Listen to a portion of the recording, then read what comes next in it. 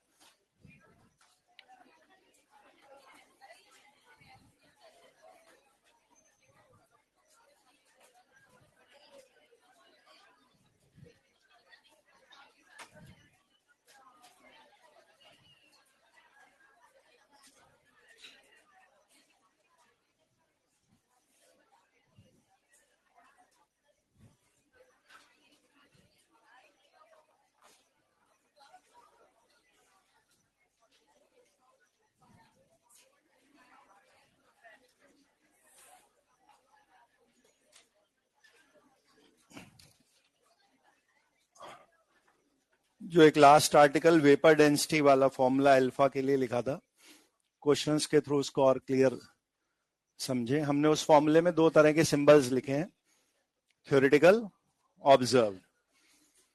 ये वही दोनों चीजें हैं जो आई के फॉर्मूले में एक फॉर्मूला था जिसमें नॉर्मल एबनॉर्मल करके नाम लिखे गए थे। जैसे एम नॉर्मल एम एबनॉर्मल है, वही नॉर्मल वाले को यहाँ थ्योरेटिकल कह दिया गया है, एबनॉर्मल वाले को ही ऑब्जर्व्ड कह दिया गया है। टाइम के हिसाब से बात करें तो इस चैप्टर में बार बार जो दो इक्वेशन बन रही हैं, t इक्वल टू 0 और एट इक्विलिब्रियम, ये उन्हीं दोनों के नाम है।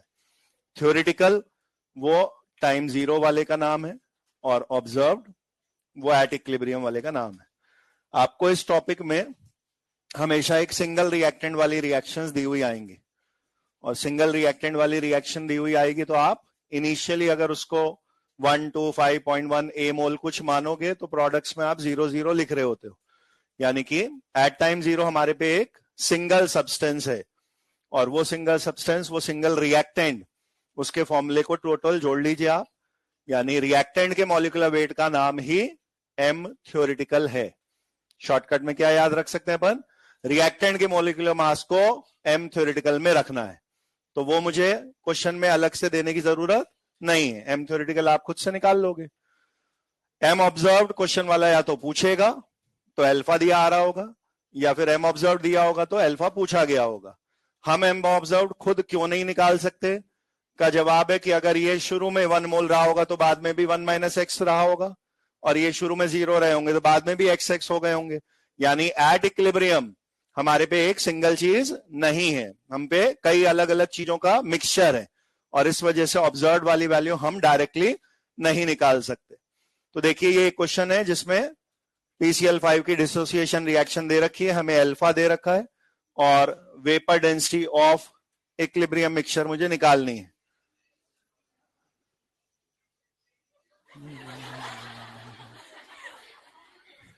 ना, ना, ना, ना। यही वाला था ना।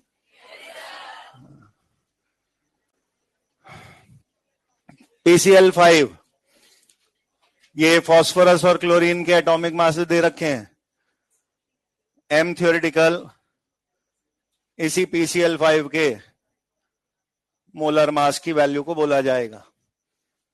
तो आप 31 और 5 इंटू 35.5 ऐड कर दे, ये 208.5, ये एम थ्योरेटिकल क्वेश्चन में अलग से दिया नहीं आया, हमने खुद से निकाल लिया। अब क्वेश्चन में आप अल्फा का फॉर्मूला एम में भी लगा सकते हैं, डी में भी लगा सकते हैं। क्वेश्चन वाला आपसे वेपर डेंसिटी पूछ रहा है तो हम फॉर्मूला डी में ही लगाना चाह रहे हैं, तो ये एम थ्योरेटिकल जो आया इसी के आधे को आपको डी थ्योरेटिकल में पुट करना है। Vapour density is half of molecular weight, molecular weight जब भी निकलेगा उसके आधे को आप डी में पुट करेंगे। तो MTMO वाले फॉर्मूले की जैसा ही एक फॉर्मूला DTDO वाला लिखा हुआ है, ये नंबर डी टी वाली जगह पे पुट होना है। हमें निकालना क्या है, हमें इक्विलिब्रियम वाला वेपर डेंसिटी यानी डी ऑब्जर्व निकालना है। ऑब्जर्व वाले को ही एट इक्विलिब्रियम बोलते हैं। तो क्या क्या पुट होना बच रहा है फॉर्मूले में, dt do उधर की तरफ आ रहे हैं, उधर एक n और आना है। n का मतलब आपको क्लियर होना चाहिए, n गलत रखना ही अक्सर इस क्वेश्चन के गलत होने का कारण बनता है। इधर के एक से उधर कितना टोटल बना उसको n बोलना है। तो फिलहाल तो n इसी है, यहाँ के एक से इधर 2 बन रहे हैं, तो n इक्वल टू आपको 2 गिनना है। अब अल्फा के फॉर्मूले जो आपको याद होना चाहिए उसमें ये सब पुट कर दीजिए, डी ऑब्जर्व्ड आराम से आ जाता। तो यहां अल्फा में रखना है 0.5, डी थियोरिटिकल पुट हो रहा है, n इक्वल टू 2 भी पुट हो रहा है। सॉल्व करके आपको डी ऑब्जर्व्ड 69.5 आता दिख जाएगा।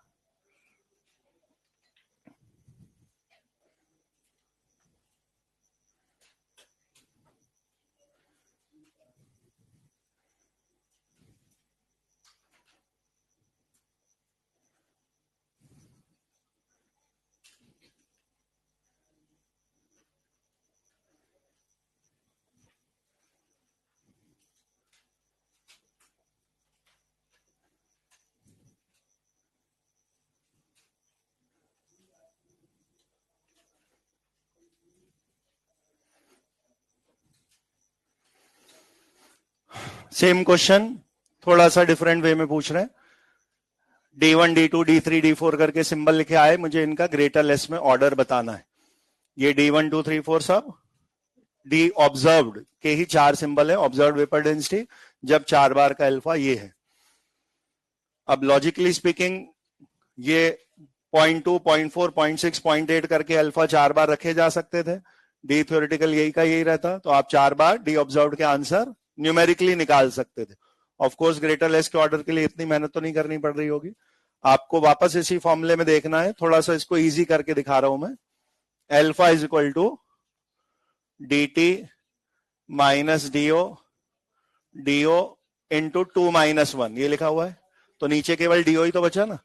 अब आप इसमें डीओ से दोनों तरफ अलग अलग डिवाइड कर दीजिए, तो डी टी अपॉन डीओ -1 ऐसे लिखने में आएगा। तो डी टी अपॉन डीओ 1 उधर ले जाके जोड़ दिया, और डी ऑब्जर्व्ड ऐसा बन के आ जाएगा। सेम क्वेश्चन है, मैंने उसमें चारों बार के अल्फा पुट नहीं करके मैंने आपको दिखाया कि क्या ट्रेंड बनेगा और कैसे उसको दिखा रहे हैं। n इक्वल टू 2 रख के जो बचा उसको डी नॉट को सबके नीचे अलग अलग डिवाइड करके D T by D not -1 ऐसा आ रहा है। तो डी ऑब्जर्व्ड का फॉर्मूला अल्टीमेटली ये है। अब आप देखिए इसमें कि एक्चुअली में इस फॉर्मूले में वेरिएबल कौन है और कौन कांस्टेंट ही रहेगा। वो 208.5 वो अल्फा पे डिपेंडेंट है क्या? अल्फा तो रिएक्शन चालू होने के बाद डिफाइन होगा ना, और एम थ्योरेटिकल तो शुरू में मेजर हो चुका, तो PCl5 का फॉर्मूला फिक्स है, तो ये टोटल तो हर बार फिक्स ही आना है ना, और इसका अपॉन 2 करने से इसका मतलब है डी भी फिक्स आना है। तो डी थ्योरेटिकल टाइम के साथ साथ चेंज नहीं होना, जैसे जैसे अल्फा चेंज होगा वो डी ऑब्जर्व्ड को चेंज करेगा। सही बात है। अब आपका डायरेक्टली इनवर्सली आपको साफ साफ दिख जाना चाहिए। अगर डी थ्योरेटिकल चेंज नहीं होना तो यहाँ पे क्या दिख रहा है, अब इनवर्सली टाइप, जैसे जैसे अल्फा बढ़ेगा 1 प्लस अल्फा भी बढ़ेगा, डिनोमिनेटर का नंबर बढ़ेगा तो डी ऑब्जर्व छोटा आता जाएगा। As alpha increases 1 plus alpha increases, D observe decreases. तो ये जैसे जैसे अल्फा का इंक्रीजिंग ट्रेंड है, D1, 2, 3, 4 डिक्रीजिंग ऑर्डर में आएंगे।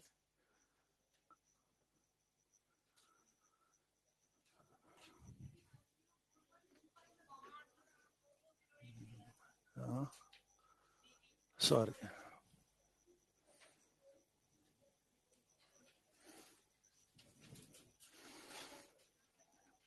क्वेश्चन को करने का दूसरा तरीका यहां क्या हो सकता है कि मैं यहां पे इसको आधा नहीं करूं और MT M0 वाला फॉर्मूला लगा लूं। तो MT M0 वाले से पहले M0 निकाल दिया, और जैसे ये आधा हुआ है वैसे M0 को आधा करके भी आप डी नॉट निकाल सकते हैं, तो वो किसी भी एक जगह पे करा जा सकता है वो स्टेप।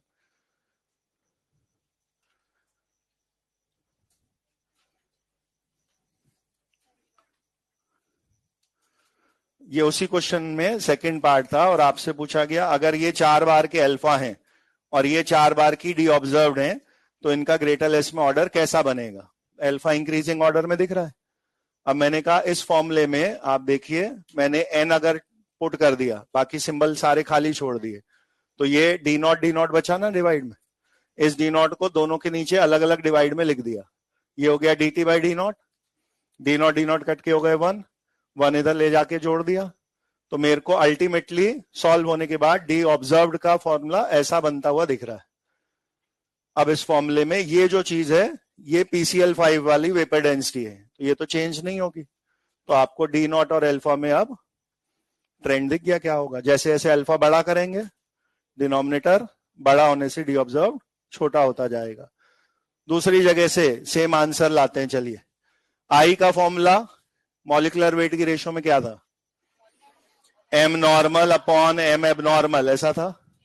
अभी आपके क्वेश्चन की भाषा में डिसोशिएटेड वर्ड आया है, तो अगर आपका आई का formula M normal upon M abnormal था और डिसोसिएशन हो रहा है तो आई 1 से ज्यादा है, ऐसा ही तो बोलते हैं। अब ये रेशियो 1 से ज्यादा है तो कौन ऊपर नीचे में बड़ा छोटा होगा, दिख रहा है। नॉर्मल बड़ा, एबनॉर्मल छोटा आएगा। एबनॉर्मल को ही तो यहाँ ऑब्जर्व बोल रहे हैं ना।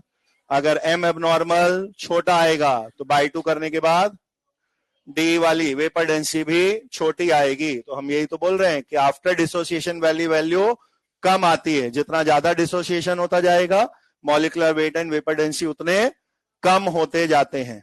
इसको जनरल रिजल्ट की तरह आप याद रख सकते हैं।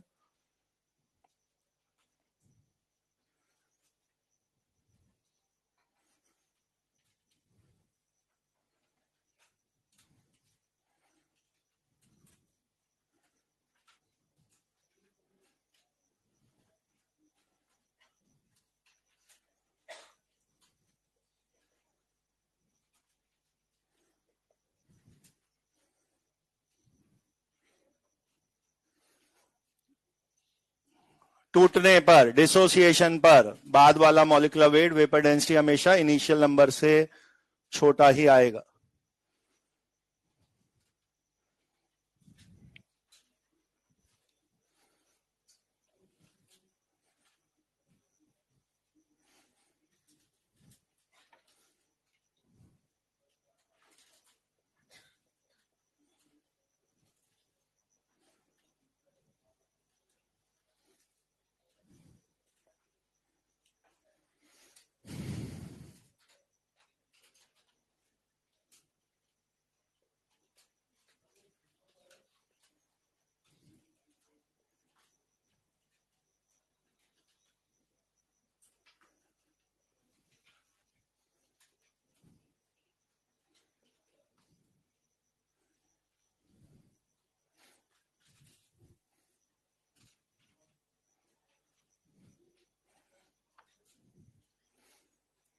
मॉड्यूल देना बेटा में।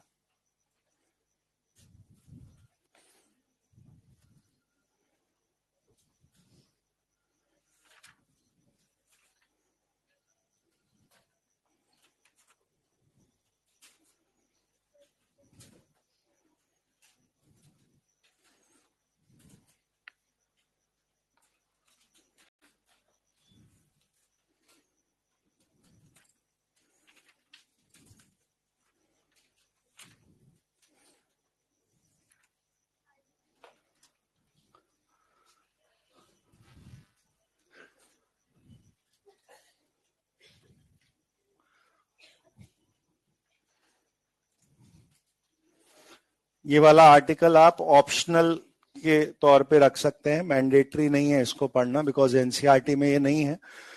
मॉड्यूल में लास्ट ईयर तक थे 2-3 क्वेश्चंस, वो भी अब डिलीट हो गए हैं, तो आपको इसके क्वेश्चंस भी मॉड्यूल में नहीं मिलेंगे। लेकिन क्योंकि ये वांट ऑफ फैक्टर से भी कनेक्टेड टॉपिक है, तो इन केस मैंने कभी क्वेश्चन पूछा ऑब्जर्व्ड मॉलिक्यूलर वेट, तो मैं ये रीजनिंग नहीं दे पाऊंगा कि ये तो सिलेबस में है ही नहीं, क्योंकि क्वेश्चन जब पूछा जाएगा तो वहां ये थोड़ी ना लिखा है कि ये किस चैप्टर का क्वेश्चन है। तो वो आई के थ्रू भी इस क्वेश्चन को पूछा जा सकता है। 50%।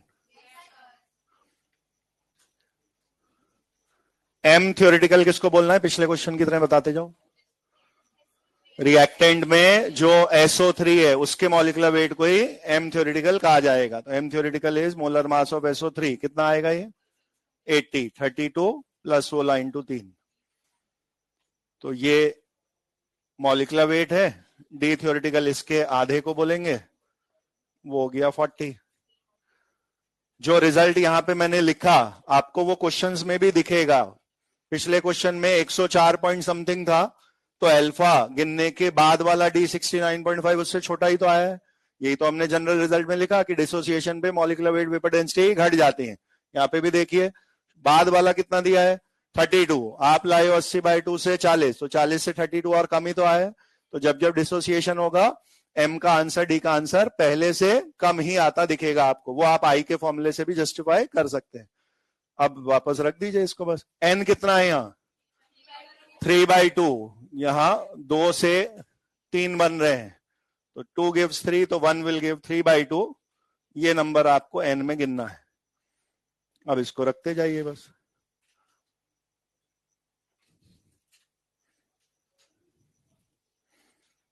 इस फॉर्मूले में ये सारे डेटा रख दीजिए।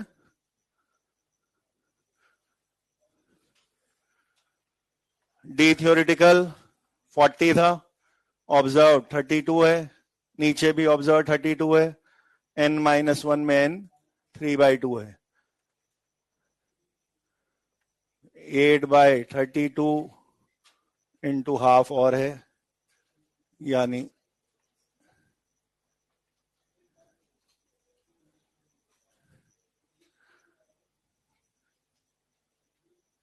तो इस तरीके के इस पे सिंपल से क्वेश्चन बनते हैं। जैसा मैंने कहा आपसे, इस फॉर्मूले में आपको बस रटने के बाद ये क्लियर होना चाहिए कि टी या थ्योरेटिकल किसको कह रहे हैं, ओ या ऑब्जर्व किसको कह रहे हैं। स्टार्टिंग वाला जो रिएक्टेंट है उसके डेटा एमटीडीटी नाम से पुट होने हैं, और बाद में इक्विलिब्रियम वाले डेटा ही एमओ या डीओ नाम से पुट होने हैं। एमटीडीटी आप हमेशा खुद से निकाल सकते हो। रिएक्टेंट के नाम के टोटल को एम थ्योरेटिकल बोलते हैं, उसी के आधे को डी थ्योरेटिकल बोलते हैं। बाद में क्योंकि सारी स्पीशीज एग्जिस्ट कर रही हैं, तो पूरे मिक्सचर के आंसर्स एम ऑब्जर्व्ड या डी ऑब्जर्व्ड वो हमें खुद से निकालने हैं। तो अल्फा देके या तो ऑब्जर्व पूछ लेंगे या ऑब्जर्व देके अल्फा पूछ लिया जाएगा।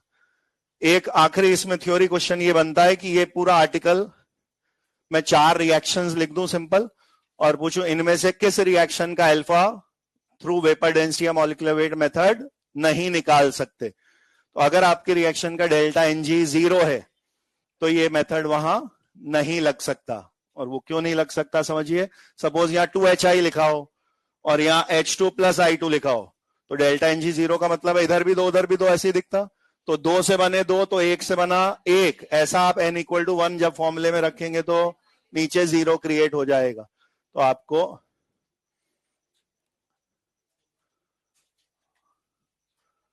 above method is only valid if delta Ng not equal to 0.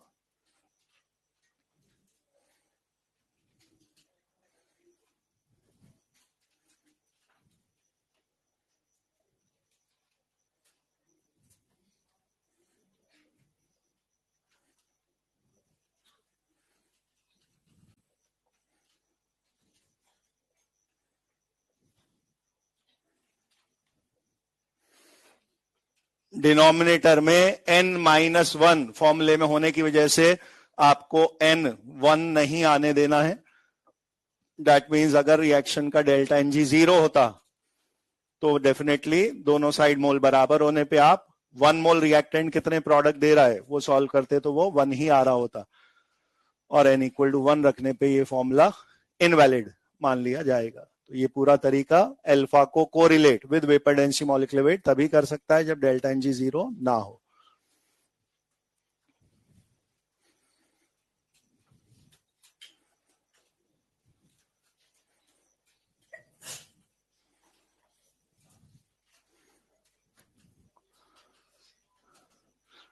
पूरे चैप्टर का इजीएस्ट टॉपिक और मोस्ट पॉपुलर टॉपिक। इसमें कुछ सॉल्विंग करनी नहीं होती, सीधे पढ़ना है, लॉजिक लगाना है, आंसर टिक करना है, नो सॉल्विंग रिक्वायर्ड। और बहुत फ्रीक्वेंटली इसके क्वेश्चंस पूछे जाते हैं।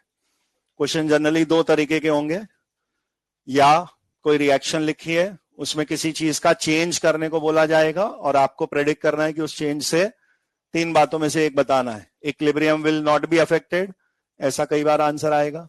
Equilibrium shifts in forward direction, ऐसा कभी आंसर आएगा। इक्विलिब्रियम शिफ्ट्स इन बैकवर्ड डायरेक्शन, ऐसा कभी आंसर आएगा।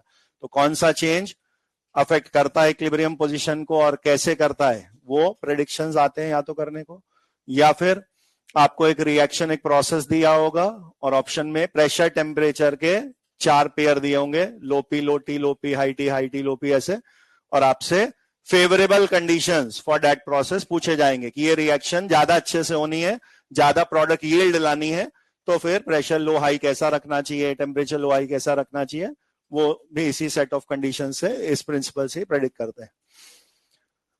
मोस्ट ऑफ द टाइम हम इसका नाम गलत ही बोलते आए हैं, ली चैटलियर, जनरली ऐसे ही बोलने में आ रहा होता है, चलते रहे बोलने में कोई दिक्कत नहीं है। बाकी एग्जैक्ट नाम ली है ही नहीं, ला है, और चैटलियर नहीं, ये है फ्रेंच वर्ड जहां पे LE को ला पढ़ा जाता है, और चैंपियन वाला नहीं है, शैंपेन वाला है, लास्ट वाला आर साइलेंट है। Correct name of the scientist is this. जब हम उसको ली चैटेलियर बोल रहे होते हैं, वो कब्र में करवटें बदलता है बेचारा कि मेरे नाम की ऐसी तैसी करी जा रही है। एनीवेज, नाम कुछ भी बोलते रहे, प्रिंसिपल बहुत सिंपल सीधा सा है। हमने ये बोला था शुरुआत में कि RF इक्वल टू RB कुछ देर तक नहीं होता, एक बार इक्वल टू हो जाता है तो फिर इक्वल टू चलता रहता है। तो इक्विलिब्रियम आने के बाद रिएक्शन में जब तक बाहर से कोई चेंज ना करा जाए, वो इक्विलिब्रियम मेंटेन रहता, बिकॉज हमने कहा था equilibrium is most stable condition. एक बार आप स्टेबल हो गए तो अपने आप से कोई अनस्टेबिलिटी की तरफ नहीं जाएगा। तो अनस्टेबल वो दोबारा कब हुआ होगा, अगर हमने बाहर से कुछ ऐसा कर दिया जिससे कि कुछ देर के लिए RF not equal to RB हो जाए। तो if our external change disturbs the equilibrium, तो अंदर रिएक्शन की टेंडेंसी है इक्विलिब्रियम को री अटेन करने की कोशिश करना, अल्टीमेटली उसको वापस इक्विलिब्रियम पे आना है। और उस इक्विलिब्रियम पे वापस आने की कोशिश में ही आपके ये आंसर्स बनेंगे कि या तो आगे शिफ्ट हो जाओ, तो नया इक्विलिब्रियम पहले से फॉरवर्ड बन रहा है और वहां पे वो रिएक्शन वापस इक्विलिब्रियम पे आ गई होगी जब आपने शिफ्ट फॉरवर्ड बोला। अगर आप कभी बोल रहे हैं शिफ्ट इन बैकवर्ड डायरेक्शन, तो भी बैकवर्ड का लॉजिक यही है कि उसने नई जगह तलाशी जो पहले से उसे बैकवर्ड पोजीशन पे मिली, जहां पे वो रीइस्टैब्लिश इक्विलिब्रियम करा रहा है। अब इसके पीछे आर्ग्यूमेंट क्या है कि मेरे को इक्विलिब्रियम करने के लिए फॉरवर्ड या बैकवर्ड कब जाना रहा होगा। सिंपल सीधा सा आर्ग्यूमेंट है, रिएक्शन ऐसी लिखी आई, ए रिवर्सिबल बी, और मैंने क्वेश्चन में बोला जब ये रिएक्शन इक्विलिब्रियम पे थी मैंने कंटेनर में 2 मोले गिरा दिए, ए इज इंक्रीज्ड, तो ए इज इंक्रीज्ड ऐसा बोलने पर इक्विलिब्रियम डिस्टर्ब माना जाएगा। आपको काउंटर अटैक में रिएक्शन के पॉइंट ऑफ व्यू से ये सोचना है कि ए के 2 मोल आने से पहले मैं इक्विलिब्रियम पे था, ए के 2 मोल एक्स्ट्रा आने की वजह से ही गड़बड़ हुई है, तो अगर ये ए के 2 मोल निपटा दिए जाएं तो वापस इक्विलिब्रियम आ जाएगा। तो reaction tries to cancel out that change जो आपने किया है। आपने कुछ बढ़ाया है, रिएक्शन उधर जाने की कोशिश करती है जहां उस चीज को खर्च किया जा सके, वापस कैंसिल आउट हो जाएगा वो चीज। आपने बोला मैंने किसी चीज को डिक्रीज किया है, तो रिएक्शन उस डायरेक्शन में जाने की कोशिश करती है जहां वो चीज पैदा होती हो, जनरेट होती हो, ताकि वो चीज को वापस इंक्रीज किया जा सके। तो अगर मैंने बोला ए बढ़ा दिया गया, तो रिएक्शन को सिंपल क्या बोलना है, ए को खर्च करने की कोशिश करेंगे, और ए को खर्च करने के लिए अपने आप ही दिख रहा है फॉरवर्ड जाते, तो ए इंक्रीज पे आपकी रिएक्शन फॉरवर्ड चली जाती है। सिंपल सा प्रेडिक्शन है। इसको करने का दूसरा तरीका हो सकता है मैथमेटिकल। मैंने कहा मेरे को कंसंट्रेशन इक्विलिब्रियम पे सपोज 2 और 2 दे रखी होती, अगर ये इक्विलिब्रियम कंसंट्रेशन है तो ये केसी में पुट हो सकती थी, तो आपने 2/2 करके KC1 निकाला होता। अब मैंने अगर आपसे कहा 1 मोलर A इज एडेड, तो 1 मोलर A इज एडेड पे A तो 3 हो गया ना, और A इज एडेड तो B तो 2 का 2 ही है। अब 3 और 2 को K में रख दूं क्या? नहीं, फिर आपने लास्ट टर्न में एक चीज पढ़ी है कॉल्ड क्यू, क्यू तो हर समय पे निकल सकता है, तो ये एक मिला देने के बाद मैंने कहा उसी शक्ल का फॉर्मूला क्यू का भी है और क्यू निकाल लो, तो क्यू में 2/3 पुट हुआ और ये क्यू आपका के से छोटा आ रहा है, ये भी आपको गेस करवा दे रहा है कि आपकी रिएक्शन को फॉरवर्ड जाना चाहिए, क्यू लेस देन के पे फॉरवर्ड ही जाते थे, ठीक है। तो आप किसी ना किसी तरीके से ये प्रेडिक्शन सीख जाते हैं कि हमें किस चेंज का किधर काउंटर करने को मिलेगा। दिमाग में एक ही लॉजिक बैठाना है आपको कि रिएक्शन में जो चीज बढ़ाई जाए, रिएक्शन वो डायरेक्शन चुनेगी जहां वो चीज कम होती हो, और कोई चीज कम करी जाए तो रिएक्शन उसको इंक्रीज करेगी बाय जनरेटिंग इट, उसके फॉर्मेशन से उसे बढ़ाने की कोशिश की जाएगी। मान लीजिए वापस इस केस को समझे, 2 बराबर 2 था, एक ऐड कर देने पे 3-2 हो गया, और अब आप ये गेस कर चुके हो कि हमें फॉरवर्ड जाना है, हमें फॉरवर्ड जाना है। केसी बराबर 2/2 आ चुका था आपका, ये क्यू लेस देन के की वजह से आपने प्रेडिक्शन किया था, या ए बढ़ा दो का उल्टा बोला, ए खर्च कर दो, ए खर्च करने के लिए आप बैकवर्ड फॉरवर्ड गए, फॉरवर्ड का गेस आप कर चुके हैं। मैंने आपसे पूछा जाता नहीं है, न्यूमेरिकल क्वेश्चन नहीं बनते लीचा टेलर पे, थ्योरी बनते हैं, तो ए इज एडेड पे फॉरवर्ड गेस पे क्वेश्चन खत्म हो चुका है। मैंने सेकंड क्वेश्चन एक्स्ट्रा पूछा होता, कब तक आगे जाओगे, कब तक आगे जाओगे, तो बुक्स में तो ये लिखा मिलेगा रिएक्शन उस बाहर वाले चेंज को कैंसिल आउट करने की कोशिश कर रही है। तो आपने दिमाग में अगर ये बैठाया कि साहब आपने एक एक्स्ट्रा मिलाया है तो मैं आगे तब तक जाऊंगा जब तक ये एक पूरा खर्च ना हो जाए, तो कभी भी एक पूरा खर्च नहीं हो सकता, अब कभी भी एक पूरा खर्च नहीं हो सकता। आपने सोच ये रखी है और उससे फॉरवर्ड गेस कर लिया कि मुझे एक खर्च करने की कोशिश करनी थी, डायरेक्शन प्रेडिक्ट हो गई। लेकिन अगर न्यूमेरिकली आप ये सोचना चाहते हैं कि मैं तो पूरा एक ही खर्च करके मानूंगा, तो ऐसा कभी भी नहीं होगा। क्यों नहीं होगा, आप बताइए क्यों नहीं होगा। आप इसको न्यूमेरिकल की तरह करते तो 3-2 पे अब आपकी रिएक्शन अगर आगे बढ़ी तो वही एक्स वाली क्वेश्चन बनाते ना, क्या लिखते फिर यहाँ 3 - x, तो क्या वो 2 बैठा ही रहेगा, क्या वो भी तो 2 + x होगा। और जब आप केसी में अब ये डेटा पुट करोगे, ऊपर 2 + x और नीचे 3 - x, तो केसी तो वही का वही रखना है, तो आपका ये x सॉल्व होकर 1 नहीं आ सकता। हम ये कहना चाह रहे हैं कि आप रिएक्शन में किसी एक पर्टिकुलर कंपोनेंट से छेड़खानी कर सकते हो, आपने तो केवल ए ऐड किया, लेकिन रिएक्शन आगे पीछे जाएगी तो वो ए बी सी डी सारे लोगों में कुछ कुछ कम ज्यादा होगा। ए के अकेले के चेंज को बैलेंस तो ए और बी दोनों मिलके कर रहे हैं ना, तो न्यूमेरिकली ठीक उसका उल्टा कर पाना कभी पॉसिबल नहीं है। और इसको ऐसे भी समझिए कि अगर मैंने कहा मैं ओरिजिन पे खड़ा हूं और ये नंबर लाइन में 1 2 3 4 करके यहां नंबर लिखे हैं, मैंने कहा मैं किसी चेंज की वजह से 2 स्टेप फॉरवर्ड चला गया, तो मैं 2 स्टेप आ गया साहब फॉरवर्ड। आपने थ्योरी में पढ़ा कि जो आपको कराया जाए उसका उल्टा करना है, तो उल्टा करना है मैं 2 कदम आ जाऊं पीछे, तो फिर इक्विलिब्रियम इज डिस्प्लेस बोलोगे ही कैसे, वो तो उतने के उतने वहीं के वहीं आ गए, तो आपके नंबर बदल गए होंगे नए इक्विलिब्रियम पे, तभी तो आप इक्विलिब्रियम पोजीशन शिफ्ट हो गई है ऐसा बोल रहे हो ना। तो सेम सेट ऑफ डेटा पे इक्विलिब्रियम दोबारा नहीं आ सकता, सारी वैल्यूज को इंडिविजुअली सेम मैनेज करना पॉसिबल नहीं है, लेकिन डायरेक्शन गेस करने में वो बात जरूर आपको हेल्प करेगी कि जो आपने किया था रिएक्शन ने पक्का उसका उल्टा करने की कोशिश जरूर की होगी। ठीक है, लिखिए theory.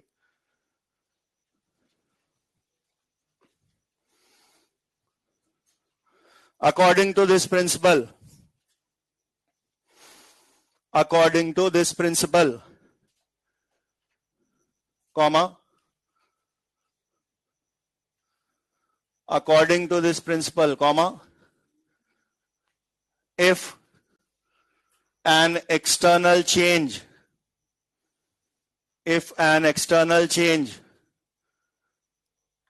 is done on a reversible reaction at equilibrium,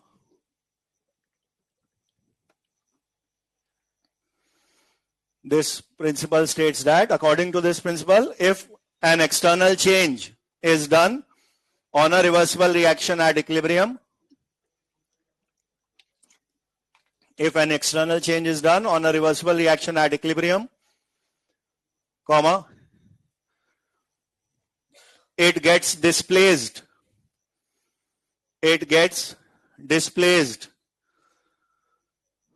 in such a direction, it gets displaced in such a direction so that it gets displaced in such a direction so that effect of external change can be reversed. So that effect of external change can be reversed.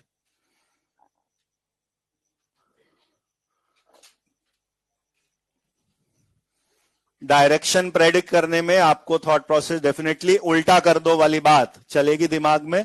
जो बढ़ गया reaction tries to consume it, जो कम हो गया reaction tries to increase it by forming it. उस चीज को बना के उसको बढ़ाने की कोशिश की जाएगी, लेकिन कभी भी नंबर में एग्जैक्टली उल्टा हो पाना पॉसिबल नहीं है. किसी चीज के मैंने बोला 2 मोल निकाल लिए तो वो चीज एग्जैक्टली 2 मोल ही और क्रिएट कर दी जाएगी, ऐसा पॉसिबल नहीं है. क्योंकि आप किसी इंडिविजुअल को कम ज्यादा करोगे, रिएक्शन आगे पीछे जाएगी तो सभी में कुछ कुछ कुछ कुछ चेंज आ रहा होगा. ठीक है, आपका काम है सिंपली 3-4 फैक्टर्स से प्रेडिक्शन सीखना कि ये चीज कम ज्यादा करने से कब नो इफेक्ट आना है और कब फॉरवर्ड कब बैकवर्ड शिफ्टिंग होनी है.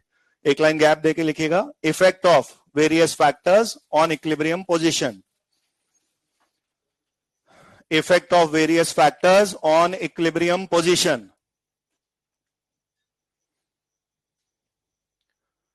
Effect of various factors on equilibrium position.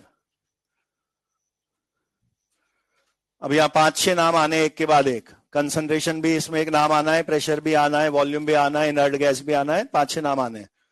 इसको पुराने टॉपिक से कंफ्यूज नहीं करें कि सर आपने तो इफेक्ट ऑफ टेम्परेचर ऑन केपीकेसी पढ़ाया था, तो उसके बाद स्टोइकोमेट्री वाले में भी स्टोइकोमेट्री को फैक्टर मना कर दिया था कि वो तो रिएक्शन नहीं हो जाती है, उसको फैक्टर नहीं मानते. और वहां क्लियरली लिखा है केपीकेसी डिपेंड ओनली ऑन टेम्परेचर. तो फिर यहाँ 5-6 फैक्टर कैसे हो गए? क्या ये हेडिंग ये है कि effect of various factors on के इक्विलिब्रियम? ये है effect of various factors on equilibrium position. Equilibrium किस जगह पे बन रहा है उसके बहुत फैक्टर हो सकते हैं. केपीकेसी का फैक्टर एक ही है. इनफैक्ट आपकी रिएक्शन को आगे पीछे शिफ्ट होना ही इस वजह से पड़ रहा है ताकि केपीकेसी का नंबर वही का वही आता रहे. इसी वजह से आपको शिफ्टिंग करनी पड़ रही है. पहला कंसंट्रेशन.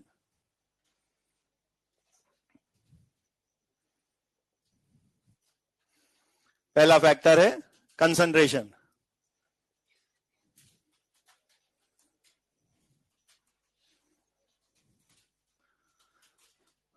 कंसंट्रेशन का फॉर्मूला वैसे तो है मोल्स बाय वॉल्यूम, लेकिन वॉल्यूम आपको एक अलग फैक्टर की तरह पढ़ना है.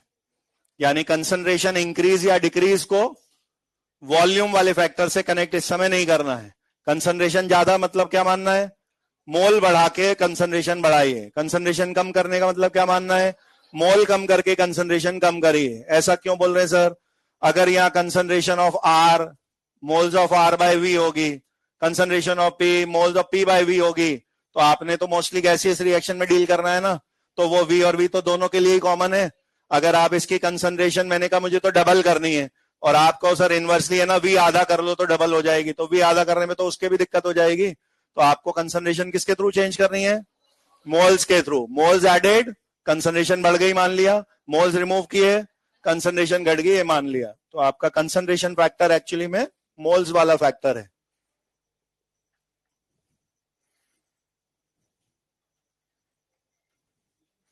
मोल्स को कम ज्यादा करके कंसंट्रेशन चेंज करनी है.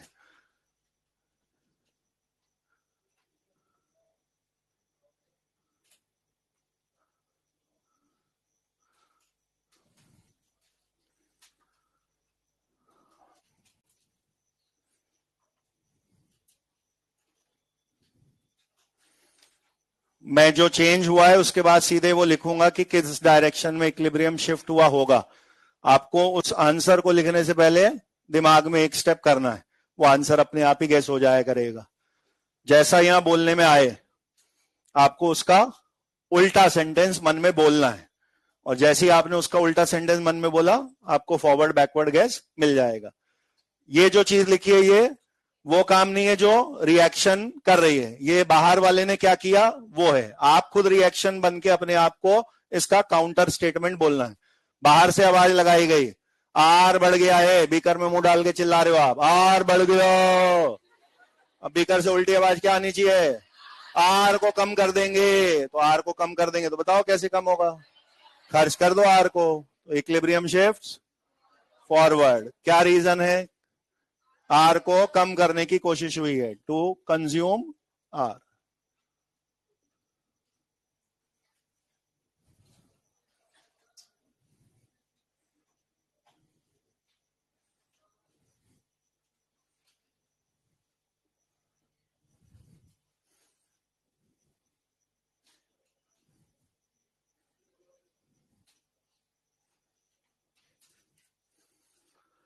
रिएक्टेंट के मोल कंटेनर में से एक दो कम कर दिए, आर रिमूव कर रहे हो आप, आर इज रिमूव्ड।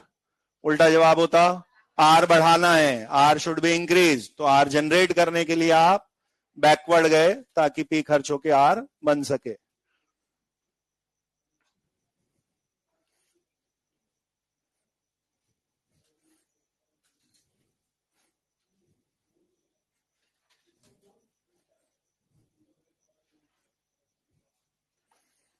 प्रोडक्ट्स में भी बता दीजिए ऐसे ही आंसर। पी बढ़ गया, इधर हाथ रख लीजिए और मैंने बोला पी बढ़ गया। उल्टा सेंटेंस, पी कम करो। पी कम करने का तरीका है पी को खर्च करना, बैकवर्ड आके ही होगा।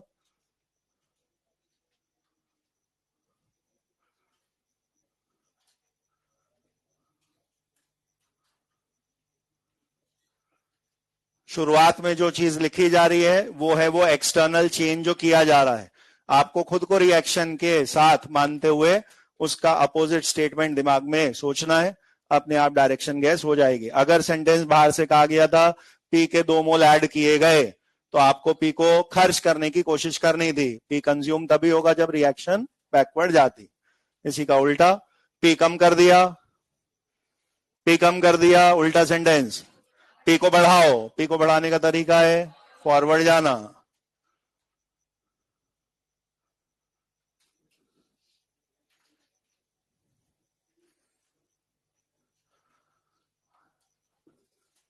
केवल इसमें आखिरी में जाके एक फैक्टर इनर्ट गैस ऐसा आएगा जिसके रिजल्ट आपको कहे जाएंगे रट लो, ये समझ के नहीं होता है। बाकी सारे केसेस में आपको समझ के ही करना है। आप सोचो मैं दिमाग बंद करके वो केसेस इफ वाले रट लेता हूं, तो इसमें इतने सारे इफ करके लिखने में आ जाएंगे कि आप उसको बिना सोचे समझे रट नहीं सकते। ऐसी टेम्परेचर में लिखेंगे तो टेम्परेचर कभी ज्यादा कभी कम करूंगा मैं, कभी रिएक्शन एंडो होगी तो ज्यादा कम के दो अलग जवाब है, एक्सो होगी तो ज्यादा कम के दो अलग जवाब है। तो ऐसे केसेस तो बहुत सारे बन सकते हैं। जहां तक समझ के हो सकता है समझ के करना है। अब इसमें एक ही गलती होने का स्कोप है जो आपको ध्यान रखना है। आपने जैसी ये 2-4 क्वेश्चनों में अप्लाई करा, आपके दिमाग में इस टॉपिक के लिए वो सीसॉ वाला झूला बन जाता है कि ये वाला बढ़ा दिया तो फिसल के उधर चले गए, ये वाला बढ़ा दिया फिसल के इधर आ गए। ऐसा करना है, पर हर नाम के लिए नहीं, हर नाम के लिए नहीं। रिएक्शन लिखी आ गई, CaCO3 gives CaO plus CO2, आप यही दिमाग में थॉट लगा के बैठे हैं। मैंने बोला 1 मोल CaCO3 मिला दिया तो 1 मोल CaCO3 मिला दिया तो CaCO3 तो वो है जो आपने KPKC में सॉलिड की वजह से लिखा ही नहीं ना।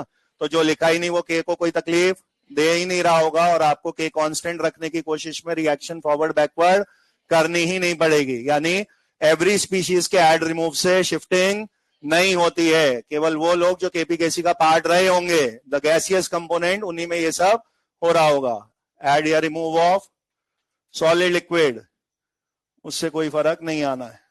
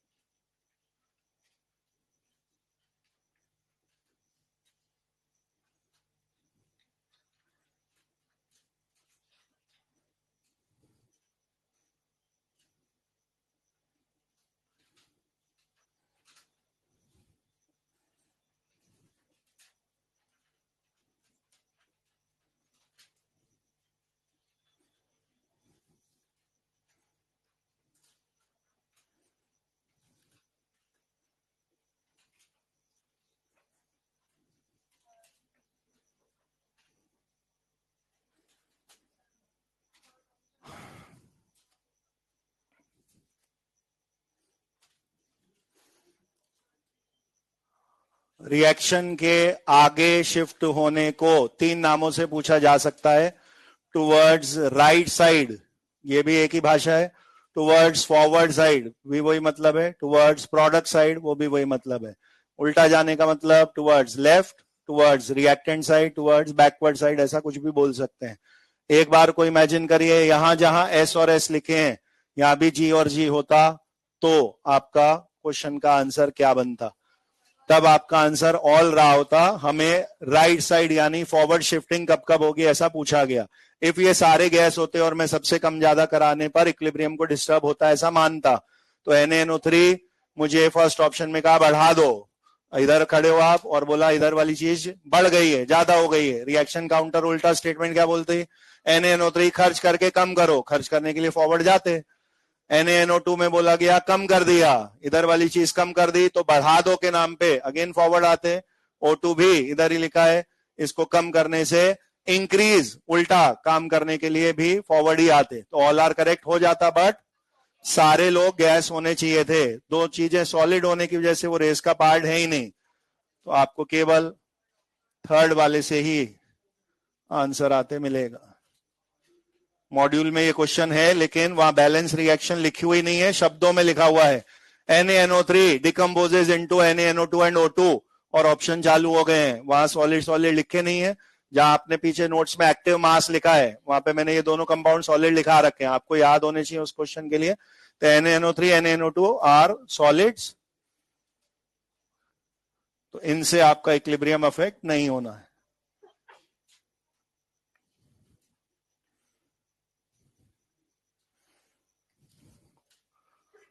O2 अगर कम करी जाएगी तो इक्विलिब्रियम फॉरवर्ड शिफ्ट होगा।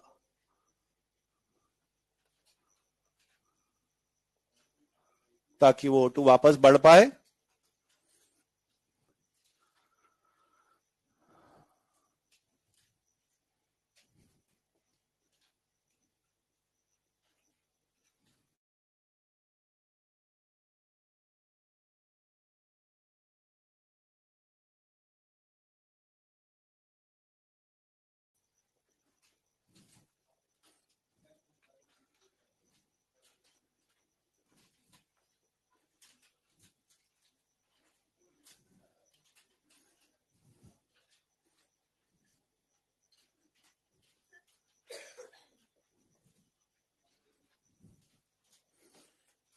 दूसरा फैक्टर टेम्परेचर। टेम्परेचर का ज्यादा कम करना सीधे सीधे हीट वाली बात से रिलेटेड है। यानी आप अपने टेम्परेचर फैक्टर का गैस तभी लगा सकते हैं जब आपको रिएक्शन का हीट के प्रति बिहेवियर पता हो, वो एंडोथर्मिक है या एक्सोथर्मिक है, उसके हिसाब से लॉजिक अलग अलग चलेगा। तो अगर मैंने टेम्परेचर फैक्टर के बारे में पूछा, आपको दिमाग में टेम्परेचर को सीधे हीट से सिनोनिमस मानना है। मैंने अगर कहा टी इज इंक्रीज्ड तो आपको थर्मो के हिसाब से मानना है कि कंटेनर मेरा सिस्टम है और मैंने सिस्टम में एक्स्ट्रा हीट भेजी है, इसको मैं टेम्परेचर इंक्रीज बोल रहा हूं। तो टी इंक्रीज या हीट इंक्रीज एक ही बात है। मैंने बोला टेम्परेचर कम किया गया तो किसी चीज को ठंडा करने, कूल करने का मतलब ही तो टेम्परेचर कम करना है ना। और आप क्या कर रहे होंगे टेम्परेचर कम करने के नाम पे? उस चीज से हीट हटा रहे हो, तो हीट रिमूव करना ही लीड्स टू कूलिंग या टेम्परेचर डिक्रीज। तो टेम्परेचर हीट मिलती जुलती चीजें हैं, टी का अप डाउन या हीट का अप डाउन एक ही जैसी चीज माननी है। अब देखिए पहला केस एंडोथर्मिक रिएक्शन कई तरीके से लिखवाई है। पहला तरीका था डेल्टा एच पॉजिटिव होना, हो सकता है डेल्टा एच पॉजिटिव, मैंने उसी को उस वे में लिखा है जिससे आपको समझने में सबसे आसानी पड़े। जो हीट एब्जॉर्ब होनी है वो रिएक्टेंट साइड पे जोड़ के लिखाई जाती है। आर हीट एब्जॉर्ब करेगा तब वो पी में कन्वर्ट हुआ होगा, इसी को तो एंडोथर्मिक बोलते हैं। अब स्टेप बाय स्टेप चलते हैं। टी बढ़ाया गया, अभी उल्टा जवाब नहीं बोलना है। टी बढ़ाया गया लेके आए यहां, क्या मतलब हुआ? टी बढ़ाया गया का मतलब है हीट बढ़ाई गई। टी बढ़ाया गया का मतलब है हीट बढ़ाई गई। यहां तक क्या है? बाहर से क्या बोला जा रहा है? यहां से अब काउंटर बोलना है। अब बोलिए, अगर टेम्परेचर बढ़ा के बाहर से आवाज दी जा रही है हीट बढ़ गई है, तो आपने को बोला हीट कम कर देंगे। क्या करें हीट कम करने के लिए? हीट खर्च करो, और हीट खर्च करने के लिए फॉरवर्ड जाना पड़ेगा। Equilibrium shifts forward. क्या है रीजनिंग फॉरवर्ड जाने की? टू कंज्यूम हीट, जो हीट आपने टेम्परेचर बढ़ा के एक्स्ट्रा भेज दी, उसको खर्च करने के लिए इक्विलिब्रियम फॉरवर्ड शिफ्ट हो जाएगा। ऐसे ही सारे आंसर बनते जाएंगे। टी कम, हीट कम, रिएक्शन हीट जनरेट करने के लिए पी से आर की तरफ यानी बैकवर्ड आने लगेगी।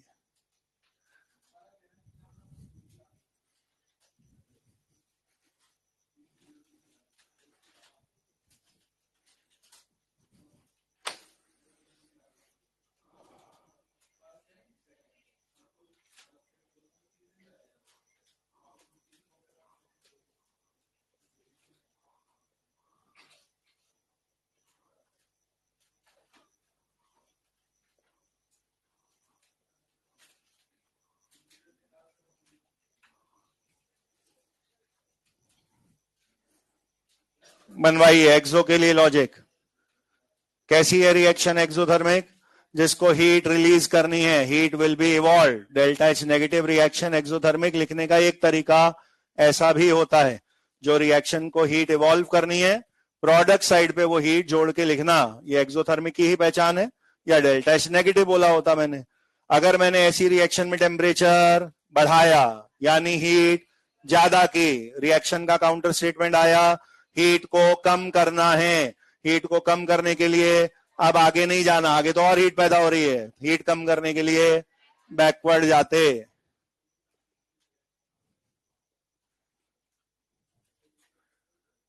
ये वाली बात एंडो और एक्सो वाली इस एक जगह नहीं, पूरा फिजिक्स केमिस्ट्री बायो सारी दुनिया के लिए वैलिड है ये। एनी प्रोसेस जो एंडोथर्मिक है, एनी प्रोसेस जो एंडोथर्मिक है, वो हमेशा हाई टी फेवर होता है। आपने टेम्परेचर बढ़ाएंगे, उसको फायदा मिलेगा और ज्यादा आगे आएगा। तो हाई टेम्परेचर फेवर करता है एंडोथर्मिक रिएक्शंस को, क्योंकि एंडोथर्मिक क्या बोल रहा है, मुझे हीट एब्जॉर्ब करनी है, मुझे हीट चाहिए, तो टेम्परेचर बढ़ा के आप उसकी मदद ही तो कर रहे हो, वो काम और अच्छे से होगा। एक्सोथर्मिक रिएक्शन क्या बोल रहा है? एक्सोथर्मिक रिएक्शन, मेरे को तो बहुत गर्मी लग रही है, मैं तो हीट लॉस करना चाहता हूं। तो ऐसा बंदा जिसको बहुत गर्मी लग रही है, उसको अपन तंदूर के पास बिठाएंगे क्या? तो टेम्परेचर बढ़ाना उसके लिए, टेम्परेचर बढ़ाना उसके लिए नुकसान की कंडीशन है। उसको एसी में बिठाते उसको अच्छा लगता, तो वो टेम्परेचर लो रखने पे फॉरवर्ड जाएगा। Any process which is exothermic, दुनिया का कोई भी प्रोसेस कहीं भी हो रहा हो केमिस्ट्री से बाहर भी, अगर वो एक्सोथर्मिक प्रोसेस है तो लो टेम्परेचर उसके लिए बढ़िया है, लो टेम्परेचर पे वो काम ज्यादा अच्छे से होगा। अपने थ्योरी पे चलते हैं। हमने रिएक्शन एक्सोथर्मिक बता रखी है, मैंने कहा टेम्परेचर कम किया गया, और टेम्परेचर का मतलब हीट है, टेम्परेचर कम यानी हीट कम कर रखी है। रिएक्शन का उल्टा मतलब क्या होगा? हीट ज्यादा करने की कोशिश करेगी reaction, to generate heat, reaction forward जाने लगेगी।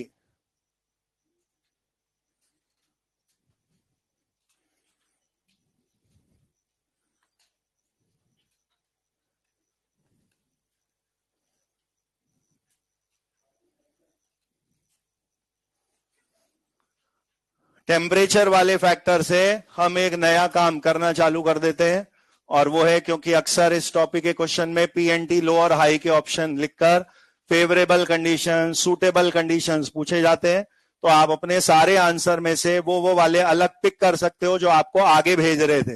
बिकॉज एज अ प्रोसेस जो आप करा रहे हैं, उसमें कॉमन सेंस वाली सोच आपकी यही होगी कि फेवरेबल कंडीशन, अच्छी कंडीशंस, उन्हीं को बोला जाएगा जो ज्यादा प्रोडक्ट बनाए। अगर मैंने एक रिएक्शन लिखी है Haber's process, N2 + 3H2 gives 2 ammonia, और आपने अमोनिया का अपने घर पे प्लांट लगा रखा है, फैक्ट्री ओनर हो आप, अमोनिया का प्लांट है आपका, तो आपकी सोच क्या होनी चाहिए अगर फैक्ट्री ओनर आप है तो? ज्यादा से ज्यादा अमोनिया पैदा हो, जल्दी जल्दी बेचे, करोड़पति बने, यही तो सोच होगी। तो अमोनिया जल्दी कैसे बनेगा, लॉजिक क्या हुआ? वो रिएक्शन में अमोनिया किधर लिखी है? प्रोडक्ट साइड पे, तो मोर प्रोडक्ट बनना, यही तो आपके लिए फेवरेबल कंडीशन हुआ। तो जब तक क्वेश्चन वाला क्लियरली स्पेसिफाई ना करे, बाय डिफॉल्ट मतलब क्या होता है? फेवरेबल कंडीशन बोले तो आगे जाओ, फेवरेबल कंडीशन बोले तो आगे जाओ।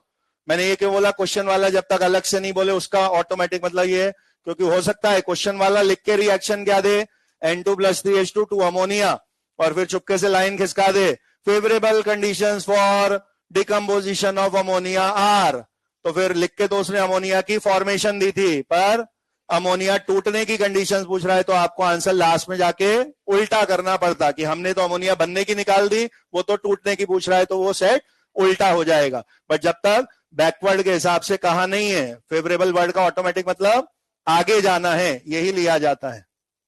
तो इस केस में फेवरेबल कंडीशंस अगर मैंने लिखे, जिसका मतलब है मोर प्रोडक्ट फॉर्मेशन, यानी कि फॉरवर्ड डायरेक्शन, तो दोनों एंडो और एक्सो में से वो आंसर अलग पिक कर ले रहा हूं मैं जो मुझे फॉरवर्ड का गैस दे रहा था। तो बोलिए एंडोथर्मिक के लिए देखो वहां के दो आंसर में से फॉरवर्ड कब गए थे? जब हमने टेम्परेचर हाई रखा हुआ है तो आंसर फॉरवर्ड का आया है, यानी endothermic reaction high temperature favoured होती है। जो भी प्रोसेस डेल्टा एच पॉजिटिव है, एंडोथर्मिक है, वो ज्यादा अच्छे से होगा अगर आपने हाई टेम्परेचर कंडीशन रखी होगी। सिमिलरली कोई भी प्रोसेस डेल्टा एच नेगेटिव है या आप एक्सोथर्मिक उसको पहचान पा रहे हैं, ये रहे दो जवाब। इसमें से फॉरवर्ड तब गए हो आप जब टेम्परेचर कम रखा जा रहा है, तो लो टेम्परेचर फेवरेबल कंडीशन मानी जाएगी फॉर एक्सोथर्मिक। किसी भी जगह से आप इसको कनेक्ट कर सकते हैं, जैसे हेनरी लॉ से पहले सॉल्युबिलिटी ऑफ गैस टेम्परेचर से क्या होता है, तो वहां पे लिखा था गैसेस का लिक्विड में घुलना एक्सोथर्मिक है, तो सॉल्युबिलिटी कम हो जाएगी अगर टेम्परेचर बढ़ाया। Aquatic life is more comfortable in cold water, तो यही चीज तो है, जब वहां सॉल्युबिलिटी गैस के लिए एक्सोथर्मिक है तो आपको लो टेम्परेचर पे ही मोर सॉल्युबल O2 इन वाटर मिल रही है। वही वाला रीजनिंग यहां भी चल रहा है। एनी प्रोसेस जो एक्सो होगा वो लो टेम्परेचर पे ज्यादा अच्छा होता है, सूटेबल कंडीशन है उसके लिए लो टेम्परेचर रखना।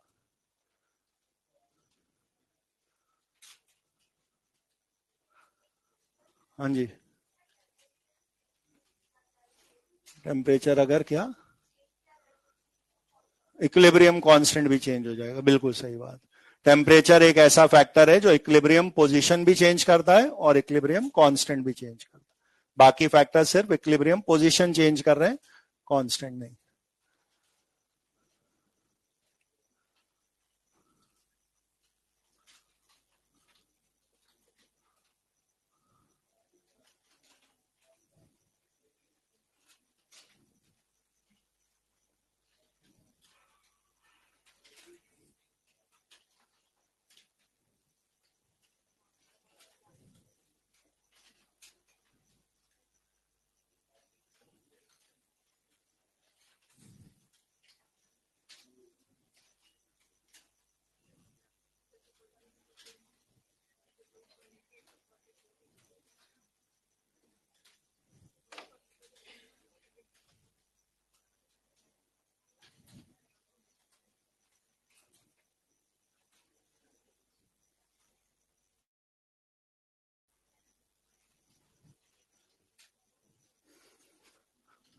प्रेशर एक इंपॉर्टेंट फैक्टर है, इसको अच्छे से समझिएगा।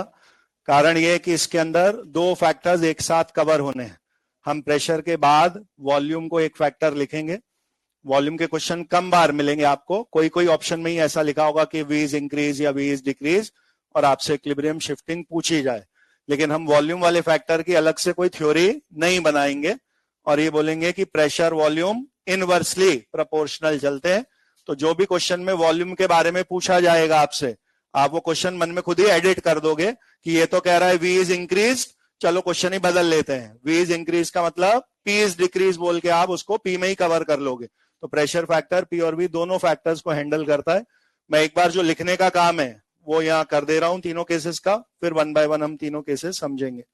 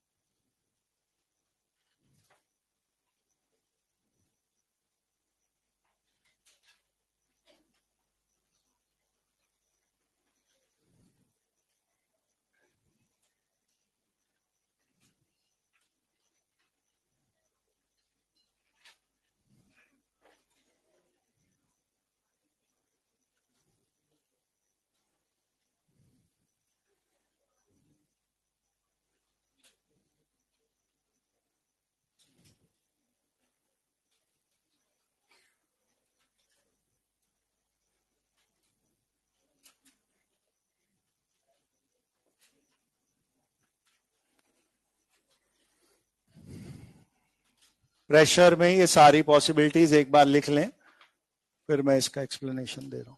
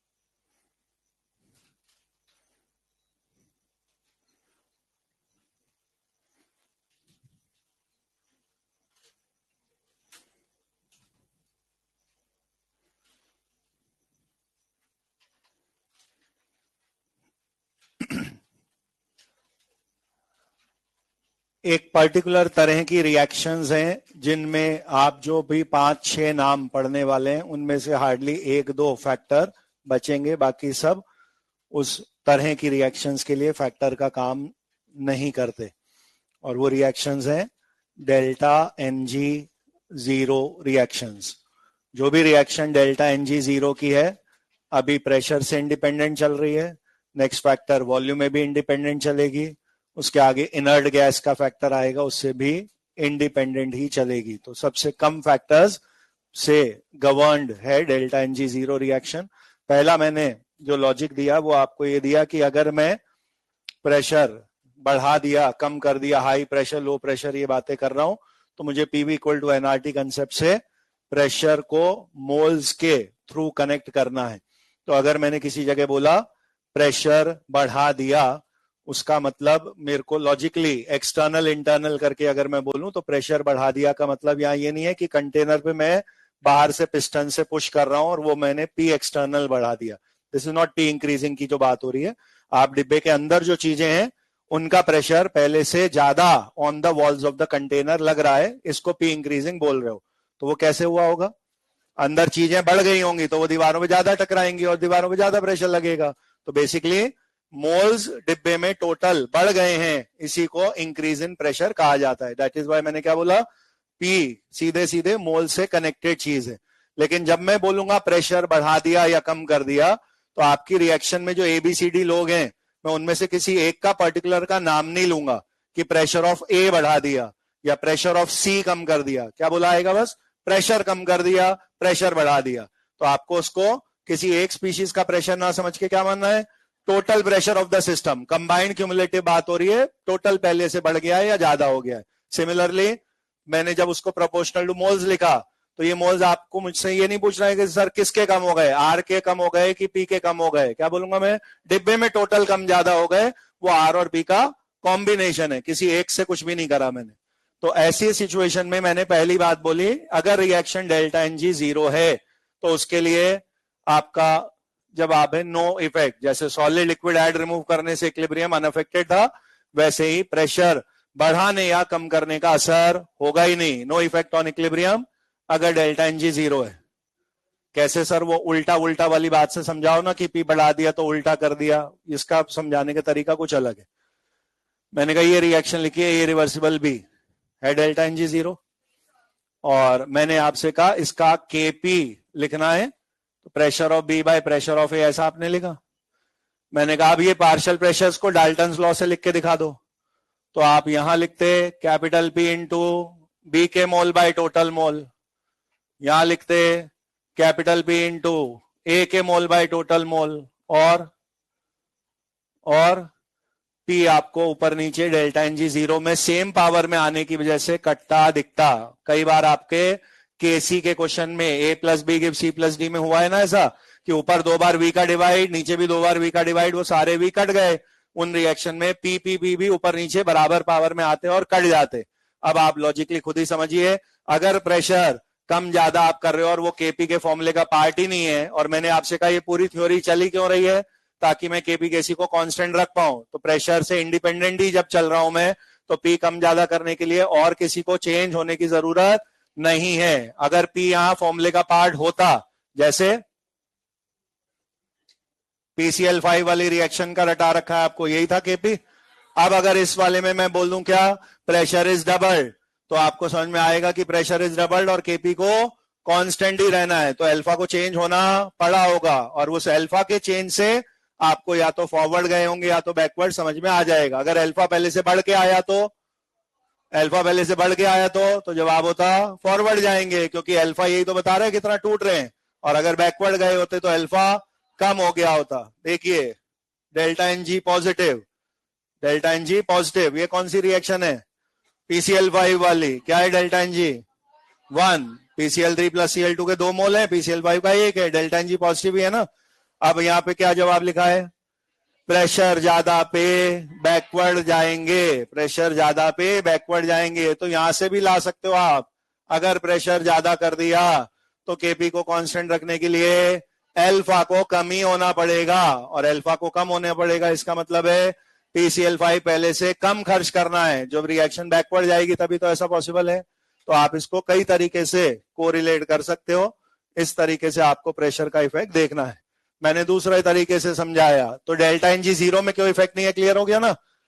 आपके टर्म्स प्रेशर के ऊपर नीचे केपी में ऑलरेडी कट चुके हैं, तो आपकी रिएक्शन का alpha delta N G zero पे प्रेशर वॉल्यूम से इंडिपेंडेंट चलता है। याद है अल्फा का फॉर्मूला एक depends on P N V करके लिखा है, तो डीओडी ऐसा लिखा हुआ है आपने 1 अपॉन प्रेशर की power delta N G upon sigma products वाले। तो डेल्टा एन जी जीरो रखने पे अल्फा पी की पावर 0 यानी प्रेशर से इंडिपेंडेंट ही होगा।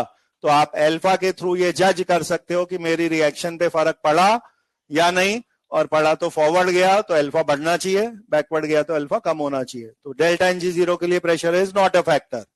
डेल्टा एन जी प्लस पे आ गए, PCl5 टाइप ही दिखेगी रिएक्शन। एनी सच रिएक्शन जो डेल्टा एन जी पॉजिटिव है उसमें आपको डेल्टा एन जी प्लस निकालना भी नहीं है, बस रिएक्शन में दाएं बाएं देखना है किधर नंबर ज्यादा दिख रहे हैं। तो डेल्टा एन जी पॉजिटिव में प्रोडक्ट साइड का टोटल ज्यादा दिखेगा आपको रिएक्टेंट साइड से, ऑन रिएक्टेंट साइड मोल कम दिखेंगे स्टोइकोमेट्री वाले, प्रोडक्ट साइड पे ज्यादा। सही बात है। अब स्टेप बाय स्टेप सोचते हैं हर बार का आंसर। मैंने बोला ऐसी रिएक्शन जिसमें डेल्टा एन जी पॉजिटिव है, मैंने प्रेशर बढ़ाया है, मैंने प्रेशर बढ़ाया है। यहां आ जाइए, प्रेशर बढ़ाया है का मतलब है डिब्बे में टोटल मोल बढ़ गए, डिब्बे में टोटल मोल बढ़ गए। काउंटर स्टेटमेंट दीजिए अब इसका, कम करने हैं मोल्स, कम करने हैं मोल्स। ये नहीं पूछना है किसके मोल कम करने हैं, मोल्स टोटल मिला के कम हो जाएं। आपकी रिएक्शन में आप फॉरवर्ड बैकवर्ड कभी भी जाओगे तो क्या ईच एंड एवरी स्पीशीज सबको कम कर सकते हो क्या आप सबको नहीं कम कर सकते, क्योंकि किसी की तरफ जब आप शिफ्ट होंगे तो कुछ खर्च होगा, तो कुछ बदले में बनेगा भी तो सही। अगर आपकी रिएक्शन ए गिव्स बी है और मैंने कहा फॉरवर्ड जाओ, तो क्या ए और बी दोनों डिक्रीज होंगे क्या, फॉरवर्ड जाने पे ए कम होगा तो बी बढ़ेगा भी सही। मैंने कहा बैकवर्ड जाओगे तो बी कम होगा तो ए बढ़ेगा। लेकिन अगर इस रिएक्शन में मोलों की संख्या दोनों साइड कम ज्यादा है तो फिर आगे पीछे जाने से टोटल में कुछ तो नेट प्रॉफिट लॉस आएगा ना। अगर इधर एक है और उधर दो है और मैंने कहा अब आगे जाओ, तो आगे जाओ तो घाटा तो एक ही एक मोल का होगा, पर बदले में फायदा तो दो मोल का हो रहा है ना। तो फॉरवर्ड जाने पे आपको टोटल मोल्स में इंक्रीज ही तो दिखता, खर्च आप एक के हिसाब से कर रहे हो, बदले में मिल दो रहे हैं। तो इस रिएक्शन में फॉरवर्ड जाने पे मोल्स बढ़ेंगे। मेरे को प्रेशर ज्यादा या मोल्स कम करने पे क्या करने आए, मोल्स को कम करना है। तो आपको किधर जाना है, जिधर मोल्स कम दिख रहे हो, बस संख्या देखनी है उस रिएक्शन में, जिधर कम मोल हो उधर की तरफ एरो घुमा दो और इस बार वो एरो बैकवर्ड की तरफ जाएगा।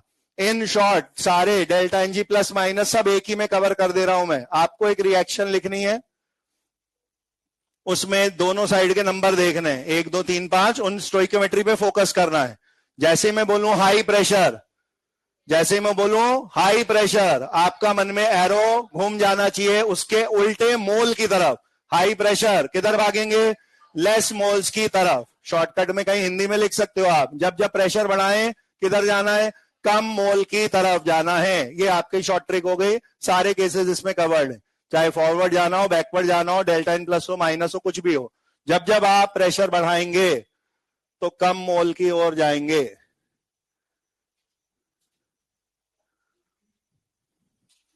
क्योंकि प्रेशर बढ़ाने का मतलब यही था कि मोल ज्यादा हो गए, और रिएक्शन उसका काउंटर स्टेटमेंट यही बोलेगी जिधर मोल कम हो जाए उधर जाना चाहिए।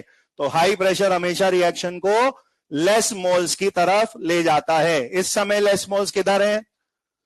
इस समय लेस मोल्स किधर हैं? रिएक्टेंट साइड पर, इसलिए हम बैकवर्ड गए हैं। आगे जाके जब delta N G negative reaction है तो उसमें लेस मोल्स प्रोडक्ट साइड पे हैं, तो हाई प्रेशर के लिए आप फॉरवर्ड ही गए हैं, उधर ही लेस मोल्स मिलेंगे आपको।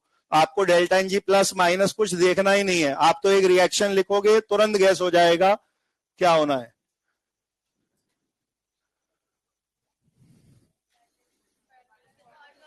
बिल्कुल कुछ भी रटना ही नहीं है, बस दो उल्टे स्टेटमेंट बोलने हैं। पी में जैसा करेंगे मोल में उसका उल्टा करना है। पी में जैसा करेंगे मोल में उसका उल्टा करना है। पी में बोला कम, आप बोलोगे ज्यादा मोल जिधर दिखे उधर भाग जाओ। इधर है 3, इधर है 2, ज्यादा मोल की तरफ भाग जाओ, खत्म हो गया आंसर। आ रही है बात समझ में?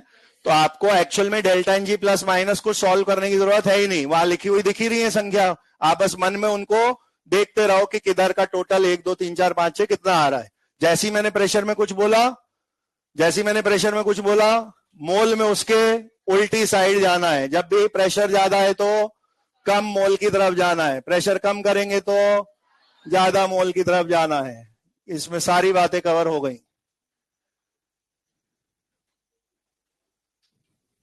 सारे केसेस इसी पे बेस्ड है, सारे केसेस आप बारी बारी देख सकते हैं। मैंने यहां रखा प्रेशर कम का मतलब है मोल्स कम हो गए, रिएक्शन ने उल्टा बोला ज्यादा मोल की तरफ जाओ, रिएक्शन में ज्यादा मोल प्रोडक्ट साइड पे इस समय दिख रहे हैं, इसलिए फॉरवर्ड चले गए। डेल्टा एनजी नेगेटिव रिएक्शन कब हुई होगी? डेल्टा एनजी नेगेटिव, आरएचएस का टोटल कम रहा होगा, एलएचएस का ज्यादा रहा होगा। इधर मोल कम है, इधर ज्यादा है, प्रेशर ज्यादा, उल्टा स्टेटमेंट, कम मोल की तरफ जाओ, कम मोल है फॉरवर्ड प्रोडक्ट साइड चले गए। टी कम है, उल्टा स्टेटमेंट बना, ज्यादा मोल की तरफ जाओ, ज्यादा मोल रिएक्टेंट तरफ है, बैकवर्ड चले गए। इनमें से वो केस अलग छांट लीजिए जो आपको फॉरवर्ड भेजता है, उसी को सूटेबल कंडीशन बोलते हैं, favourable conditions. Delta NG plus forward तब गए जब प्रेशर कम था, तो ऑल रिएक्शन जो डेल्टा एनजी पॉजिटिव है वो लो प्रेशर पे ज्यादा अच्छी होंगी, उनके लिए लो प्रेशर फेवरेबल कंडीशन कहा जाएगा। Similarly delta NG negative forward तब गए हैं जब हाई प्रेशर है, तो हाई प्रेशर फेवरेबल कंडीशन है for delta NG negative reaction.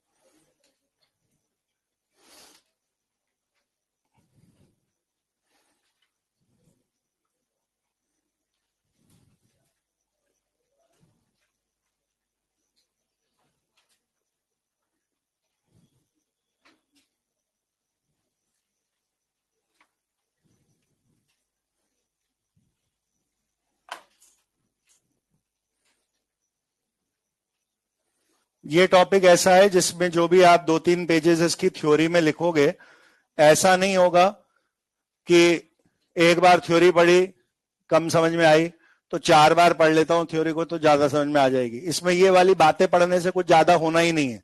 आपको जैसे ही 2-5 क्वेश्चन में ये बातें अप्लाई करोगे, अपने आप ही वो थ्योरी क्रिस्टल क्लियर हो जाएगी। एक ही बार 2 बार आपको वो थ्योरी रीड करनी है, मल्टीपल रीडिंग से कुछ खास फायदा नहीं होना है। थर्ड आंसर आ जाएगा।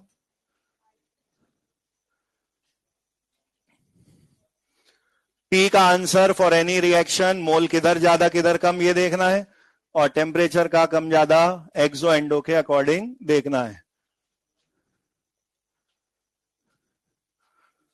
ये रिएक्शन में प्रोडक्ट साइड पे x किलो जूल जोड़ के दिखाया गया है। यह है आपकी एक्सोथर्मिक की पहचान। यह है आपकी एक्सोथर्मिक की पहचान।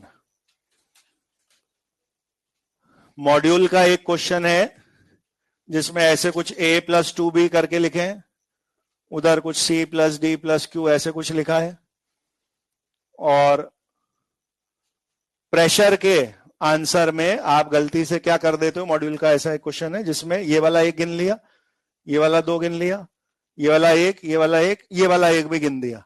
वो एक्चुअली में थर्मो में क्यू हीट का सिंबल लिया हुआ होता है, तो आपके वो रिएक्टेंट प्रोडक्ट तो ABCD तक ही है, वो प्लस हीट जुड़ी हुई दिखा रहा है, तो उस हीट के क्यू सिंबल के कोफिशिएंट को अपने को डेल्टा एनजी में नहीं गिन लेना।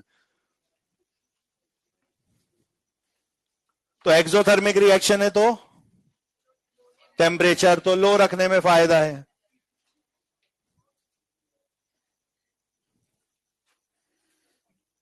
रिएक्शन में सबसे पहला काम ये क्लियर होना चाहिए, जाना कौन सी दिशा में है। तो NH3 फॉर्मेशन, इससे आप डायरेक्शन गैस कर चुके हो, फॉरवर्ड जाना है।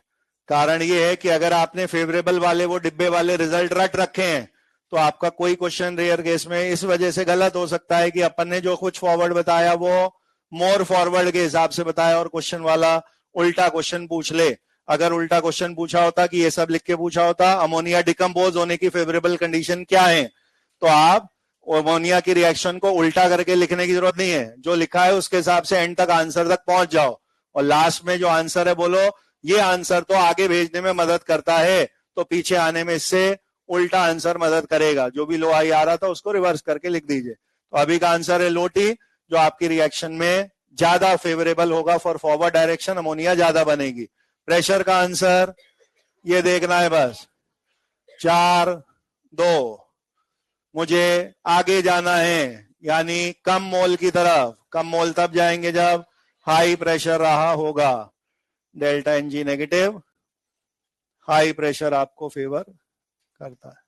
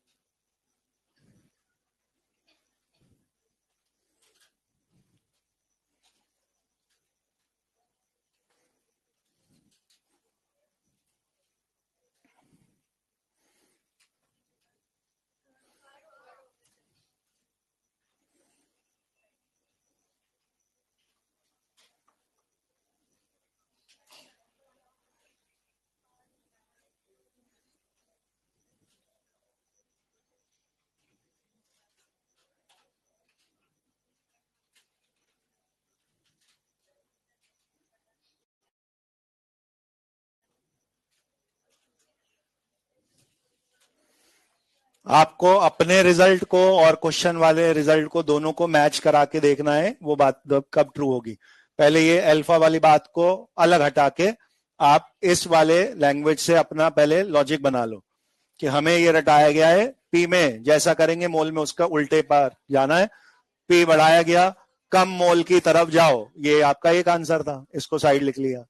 क्वेश्चन वाला कह रहा है पी बढ़ाने पे अल्फा ऑफ ए कम हो गया, ए आपका रिएक्टेंट लिखा हुआ है, अल्फा ऑफ ए कम होने का मतलब है ए कम डिकम्पोज हो पा रहा है, यानी आपने इसको बैकवर्ड दबा दिया तभी तो ए का अल्फा कम आएगा। अगर ये 20% की जगह 10% ही डिसोशिएट हो रहा है, इसका मतलब है आप इसे टूटने से रोक रहे हो, यानी रिएक्शन इज मूविंग बैकवर्ड। और अब पिछले वाला आंसर क्या बोल रहा था, लेस मोल्स की तरफ जाएं, ये वाला कह रहा है बैकवर्ड गए हैं, इसका मतलब है दोनों एक ही बात है, यानी बैकवर्ड वाली तरफ ही लेस मोल्स हैं और बैकवर्ड वाली तरफ लेस मोल्स है, यानी ए वाली स्टोइकियोमेट्री कम होनी चाहिए उधर के सम के मुकाबले।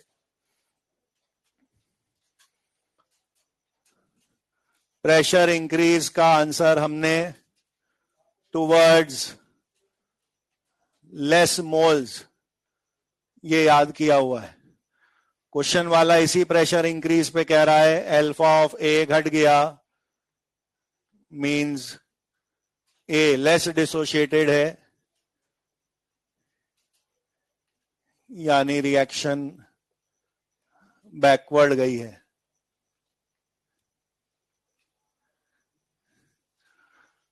यानी रिएक्शन बैकवर्ड गई है। अब ये लेस मोल्स वाली बात और बैकवर्ड वाली बात ये दोनों सेम ही होनी चाहिए,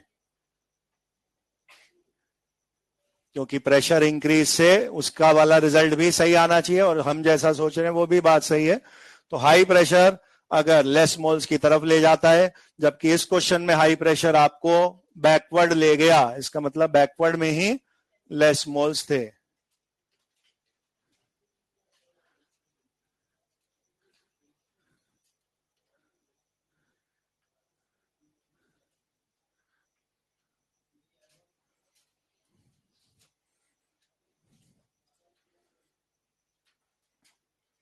और जैसा मैंने कहा प्रेशर वाले फैक्टर में ही हमारा वॉल्यूम वाला फैक्टर कवर्ड है, वॉल्यूम की अलग से कुछ थ्योरी नहीं है।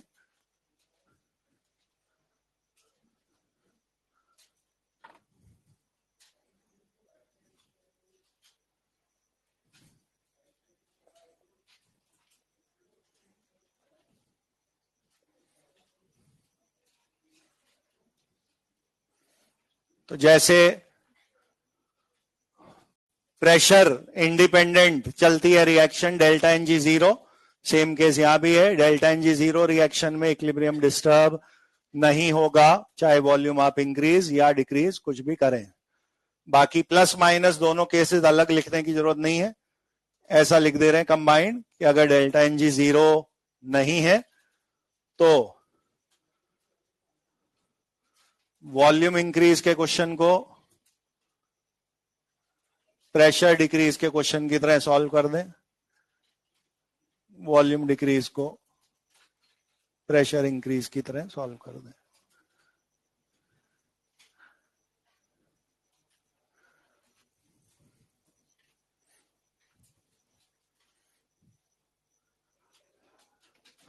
Practically lesser used factor volume वैसे भी है, क्योंकि आप खुद इमेजिन करिए अगर आप लैब में एक कंटेनर एक बीकर लेके बैठे हैं जिसमें कुछ एबीसी चीजें हैं और आप उस रिएक्शन के इक्विलिब्रियम पे तरह तरह के फैक्टर्स का इफेक्ट देखना चाहते हो, तो कंसंट्रेशन, टेम्परेचर, प्रेशर, ये सब फैक्टर ऐसे हैं जिसमें डिब्बा वहीं की वहीं है, डिब्बा का ढक्कन खोला, ए के 2 मोल गिरा दिए, ए इंक्रीज का इफेक्ट चेक हो जाएगा, डिब्बा खोला, सी का 1 मोल हटा लिया उसमें से, सी डिक्रीज का इफेक्ट चेक हो जाएगा। टेम्परेचर का इफेक्ट देखना है, डिब्बे को बर्नर पे रख दीजिए, हीट कम ज्यादा का इफेक्ट दिख जाएगा। वॉल्यूम वाले में क्या प्रॉब्लम है, वो तो कंटेनर ही बदलना पड़ेगा ना, तो ये तामझाम वाला काम है, इसलिए बहुत फ्रीक्वेंट क्वेश्चंस में आपको वॉल्यूम चेंजेस पूछे नहीं जाते, बट अगर पूछा जाता है कभी भी कि वी इंक्रीज डिक्रीज डबल आधे का असर क्या होगा, तो वो रिएक्शन अगर डेल्टा एन जीरो है तो बच गए आप, नो इफेक्ट बोल देना है। अगर डेल्टा एन जी जीरो नहीं है आप मन में क्वेश्चन ही चेंज कर लो, जैसा वो वॉल्यूम में बोले पहला वो लाइन पढ़ लो और फिर उस लाइन को काट के प्रेशर में उसकी उल्टी लाइन लिख दीजिए, प्रेशर की थ्योरी से जो आपको आता है वो आंसर लिख दें। पी ज्यादा करने का जो आंसर होगा वही आंसर वॉल्यूम कम करने वाले क्वेश्चन का आंसर बनना है, same as opposite effect of pressure. P inverse to V चलते हैं गैसेस में बॉयल्स लॉ वाले फंडे से, वी का आंसर जो भी देना है वो प्रेशर में उसके उल्टे वाले क्वेश्चन का आंसर रहा एक नाम जस्ट मैं यहां लिख रहा हूं जो फैक्टर नहीं है फॉर एनी रिएक्शन, ना होमोजीनियस ना हेट्रोजीनियस ना delta NG zero non zero ना इंडो एक्सो, किसी के लिए भी फैक्टर नहीं है। क्यों नहीं है? वो सबसे पहले वाले नोट्स में लिख चुके हैं। क्या है? उसने फॉरवर्ड बैकवर्ड को सेम एक्सटेंट तक इफेक्ट करा, इसलिए कैटलिस्ट कभी भी इक्विलिब्रियम को फर्क नहीं डाल रहा था। नो इफेक्ट ऑन इक्विलिब्रियम, ये है true for all reactions.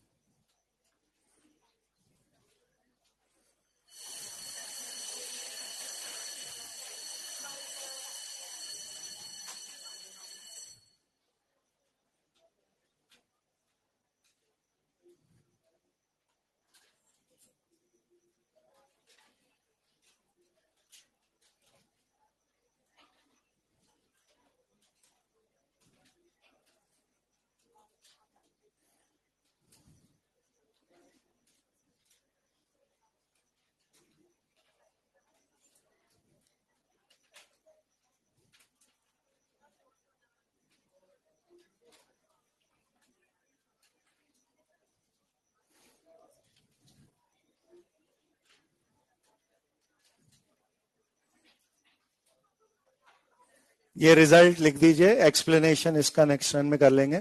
Inert gas addition आखिरी फैक्टर है जो आपसे कभी कभी पूछा जाता है, और इनर्ट गैस के क्वेश्चन में कुछ ना कुछ साथ में कांस्टेंट बोला जाएगा। वो क्या कांस्टेंट है उसी से डिसाइड होता है कि हमें इफेक्ट देना है या नहीं। अगर किसी क्वेश्चन की भाषा में लिखा है helium is added at constant volume, inert gas is added at constant volume, तो आपको बोलना है नो इफेक्ट। ये रटने वाला फैक्टर है, कांस्टेंट वॉल्यूम पे इनर्ट गैस मिलाने से कोई इफेक्ट नहीं आता। अगर क्वेश्चन की भाषा में वो इनर्ट गैस कांस्टेंट प्रेशर पे मिलाई गई है तो हो सकता है इफेक्ट आए, अभी भी ऑलवेज नहीं है, हो सकता है इफेक्ट आए। जब आप कांस्टेंट प्रेशर वर्ड पढ़ो फटाफट उसका मेंटली दाएं बाएं का टोटल जोड़ के डेल्टा एन जी देख लो। अगर डेल्टा एन जी जीरो है वापस जवाब वही दे देना है, नो इफेक्ट। अगर डेल्टा एन जी जीरो नहीं है, फिर प्लस है या माइनस है इसकी चिंता मत करिए, जीरो नहीं है बस ये देख लीजिए, मैंने इन दोनों पे कंबाइंड एरो करके मार्क कर दिया। यानी ये दो सेट ऑफ कंडीशन एक साथ फुलफिल होनी चाहिए, only and only then equilibrium inert gas से अफेक्टेड होगा। अगर इनमें से एक भी बात नहीं दी है तो आप नो इफेक्ट बोल के बच सकते हैं। क्या क्या है वो दो शर्तें? इनर्ट गैस कांस्टेंट प्रेशर पे मिलाई गई हो, as well as delta N G zero ना हो। तो आपको दिमाग में एरो घुमा देना है, आपको दिमाग में एरो घुमा देना है, जिधर ज्यादा मोल दिखे उधर शिफ्टिंग हो जाएगी। वो ज्यादा मोल किधर भी हो सकते हैं, अपने को कोई दिक्कत नहीं है।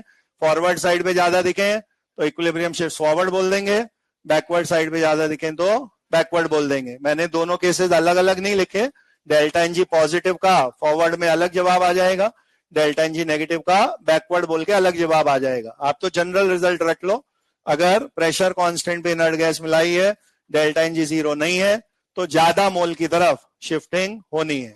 क्यों हुआ ऐसा वो एक्सप्लेनेशन नेक्स्ट टर्न पे देखेंगे। करीब 15 20 25 मिनट का नेक्स्ट टर्न में अभी और बच रहा है। टेस्ट में तो नहीं डिस्काउंट कर देते हैं तुम्हारे लिए। टेस्ट में डेल्टा जी नॉट से पहले पहले वाला, डेल्टा जी नॉट वाले आर्टिकल से पहले पहले तक का केमिकल इक्विलिब्रियम आना। नहीं कोई लाइन नहीं, ठीक है। रिएक्शन कोशेंट तक डेल्टा जी नॉट वाले फॉर्मूले से पहले पहले तक का केमिकल इक्विलिब्रियम आ रहा है।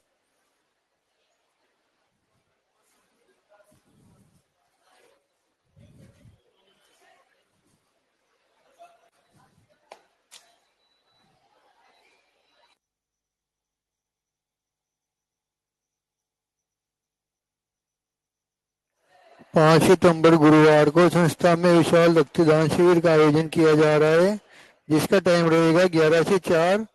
और जो भी स्टूडेंट ब्लड डोनेट करना चाहता है वो काउंटर पे आके अपना नाम लिखवा दे।